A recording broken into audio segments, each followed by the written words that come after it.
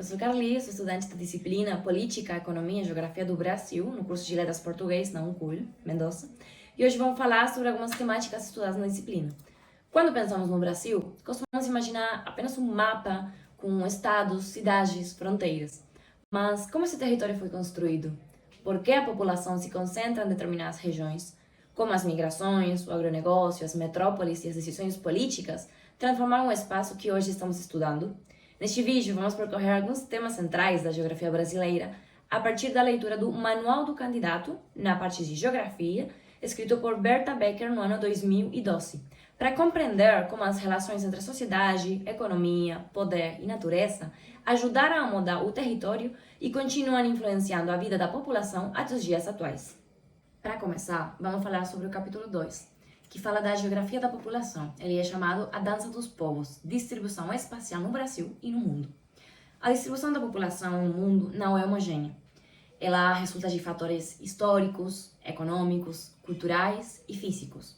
Ao longo do tempo, os avanços tecnológicos permitiram superar muitas limitações naturais, enquanto a redução da fecundidade e o envelhecimento da população passaram a marcar a dinâmica demográfica de diversos países. No Brasil, a ocupação do território começou concentrada no litoral e avançou para o interior acompanhando diferentes ciclos econômicos.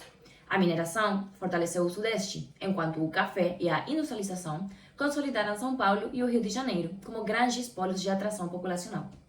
Mais tarde, a construção de Brasília incentivou a ocupação do centro-oeste do país. As migrações tiveram um papel central nesse processo. Elas refletem desigualdades de oportunidades, mas também são influenciadas pelas redes sociais criadas por migrantes. Nesse contexto, o Brasil deixou de ser principalmente um país de imigração e passou a registrar importantes fluxos de emigração. Outro fenômeno marcante foi o êxodo rural.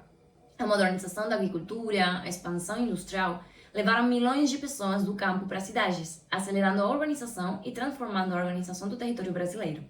Assim, esse capítulo mostra que a distribuição da população e os movimentos migratórios são processos históricos ligados ao desenvolvimento econômico, às políticas territoriais e às desigualdades sociais. Como futura docente de letras, eu considero importante compreender a dinâmica populacional porque a língua também reflete os deslocamentos das pessoas. As migrações ajudam a explicar a diversidade de falas e sotaques presentes na sociedade. Por isso, esse conhecimento contribui para valorizar a diversidade linguística e também problematizar o preconceito linguístico na escola. Além disso, permite relacionar obras literárias a processos sociais, como a migração, o êxodo rural, como eu já falei, aproximando a literatura da realidade histórica dos estudantes. Continuando com a explicação do capítulo 4, que fala sobre a geografia agrária, vamos dizer que a estrutura fundeira brasileira é marcada por uma forte concentração de terras, resultado de um processo histórico ligado à colonização e à desigualdade social. Apesar da modernização do campo, a distribuição da terra permanece bastante desigual, mantendo padrões históricos de concentração da propriedade rural. A partir da década de 1960, a agricultura brasileira passou por um intenso processo de modernização, com mecanização, uso de novas tecnologias e maior integração com a indústria. Nesse contexto, consolidou-se o agronegócio, entendido não apenas como a produção agrícola, mas como uma cadeia produtiva que envolve insumos, processamento, transporte, armazenamento e comercialização. A expansão da soja no centro-oeste tornou-se um dos principais símbolos desse processo. Seu crescimento foi acompanhado por investimentos em infraestrutura e também em logística, reorganizando o território de acordo com as demandas do mercado nacional, mas também internacional. Embora o agronegócio tenha ampliado a participação brasileira no comércio mundial, ele também aumentou a dependência das exportações de commodities agrícolas. Isso torna a economia mais vulnerável às oscilações do mercado externo e levanta debates sobre os limites desse modelo de desenvolvimento. Assim, o capítulo destaca que a modernização da agricultura transformou profundamente o território brasileiro, mas não eliminou as desigualdades históricas relacionadas ao acesso à terra. É por isso que, como docente, eu pensava que é muito sério compreender essa dinâmica do agronegócio, porque ela faz parte das transformações que marcaram o território brasileiro. Ao mesmo tempo que o avanço da agricultura contribui para o crescimento econômico e para o desenvolvimento de novas tecnologias, ele também traz debates sobre a exploração da natureza, os impactos sobre comunidades indígenas, mas também populações tradicionais que ainda ficam em condições de desigualdade social. É por isso que estudar esse tema ajuda a desenvolver uma visão, tomara que crítica, sobre como diferentes grupos compreendem a ideia de progresso e sobre os desafios de conciliar desenvolvimento econômico, preservação ambiental e respeito à diversidade cultural.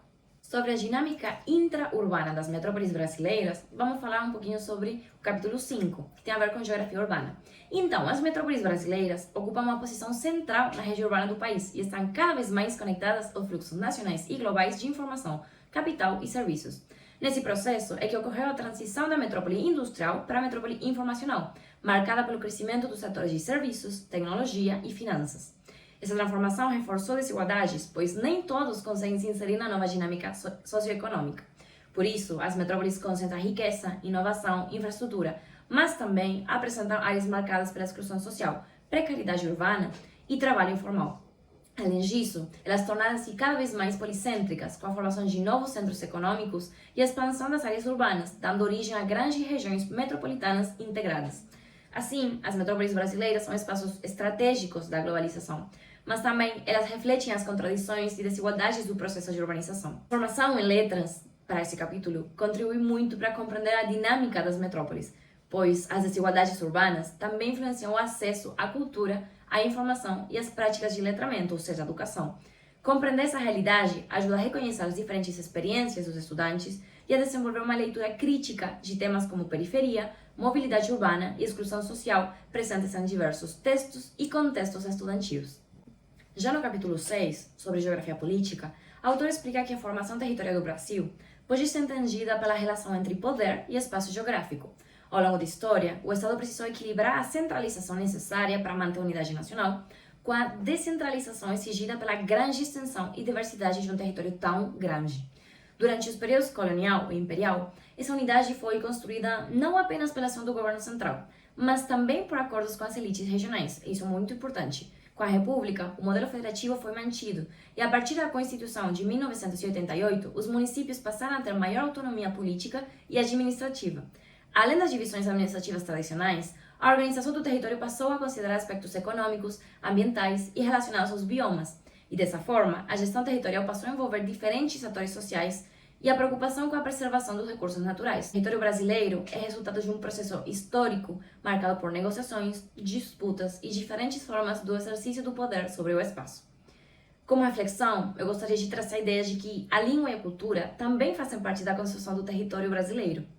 Embora exista uma certa unidade nacional baseada no português e em outros símbolos, o país apresenta grande diversidade regional, cultural e linguística, e jamais podemos esquecer disso. Compreender essa realidade ajuda a valorizar as diferentes formas de expressão presentes na sala de aula, a refletir sobre a relação entre língua, identidade e poder, e além disso, amplia a compreensão de obras literárias e manifestações culturais que retratam diferentes regiões e experiências do Brasil, o que também vai ajudar a gente a ensinar o português como uma língua desde as suas bases, que é muito diversa.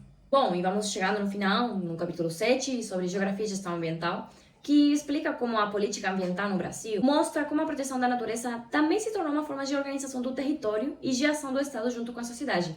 A Constituição de 1988 foi um marco importante ao reconhecer o meio ambiente como um bem de uso comum, fortalecendo leis como a Política Nacional do Meio Ambiente, o Sistema de Unidade de Conservação e o Código Florestal. A gestão ambiental envolve a atenção conjunta da União, Estados, municípios e também sociedade civil, o que torna o processo mais participativo e compartilhado. O Brasil, ao mesmo tempo, tem uma posição estratégica no mundo, sendo um grande patrimônio natural e também uma potência agroexportadora. Por isso, eles enfrentam o desafio de conciliar o desenvolvimento econômico junto com a preservação ambiental. É importante entender a política ambiental no Brasil porque a proteção do meio ambiente é essencial para a vida e para o futuro. Sustentabilidade e preservação são ideias fundamentais. E, junto com essas ideias, podemos entender como se relaciona a sociedade, a natureza e a cidadania, né? Que, para a educação, eu acho que é infaltável, ou deveria ser infaltável. Galera, estamos chegando no final desse vídeo e ao longo desse percurso foi possível compreender que o território brasileiro é resultado de processos históricos complexos, marcados por movimentos populacionais, transformações econômicas, desigualdades sociais, disputas de poder e desafios ambientais. Mais do que um espaço físico, o território é uma construção social em constante transformação.